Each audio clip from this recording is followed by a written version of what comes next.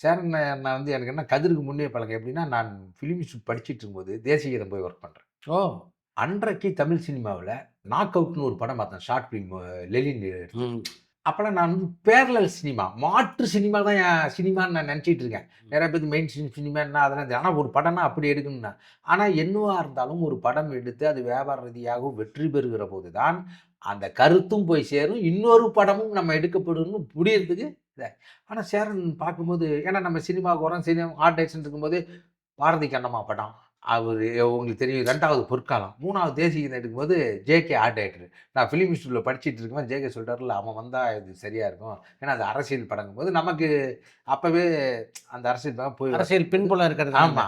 அந்த கொடியெல்லாம் நான் தான் வடிவமைச்சேன். நீங்க பார்த்தீங்கன்னா, அது திமுக கொடி மாரியே இருக்கும். ம். ராயல் ப்ளூ போட்டேன். ஆனா அன்னைக்கு சேரன்கிட்ட இருந்த தைரியம் இருக்குதுல்ல, ஏய் பயங்கரமா இருக்கும்டா தம்பி. மண்டையில அடிக்கும்டா நச்சு நச்சுன்னு. தப்பு பண்ணவன கேட்கணும்டா. ஏன்னா நீங்க அந்த படம் இப்ப பார்த்தீங்கன்னா, ஆமா. நாசர் வந்து ஐயா கலைஞர் மாரியே அந்த தலைகிலை வடிவமைக்கலாம்.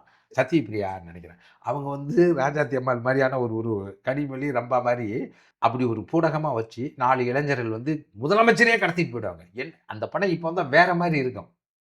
சரியா போகல வியாபார ரீதியா. ம். ஆனா, அப்ப அவரு எழுதின வைரமுத்து எழுதின வெள்ளைக்காரன் இங்க வந்து வேலை செய்ய வேண்டும். ஏரோட்டும் உழவன் பென்ஸ் காரில் போக வேண்டும். வேலை செய்யும் பெண்கள் செல்போனில் பேச வேண்டும்லாம், இன்னைக்கு பாருங்க வாழ்க்கையாவே மாறிடுச்சு பாருங்க.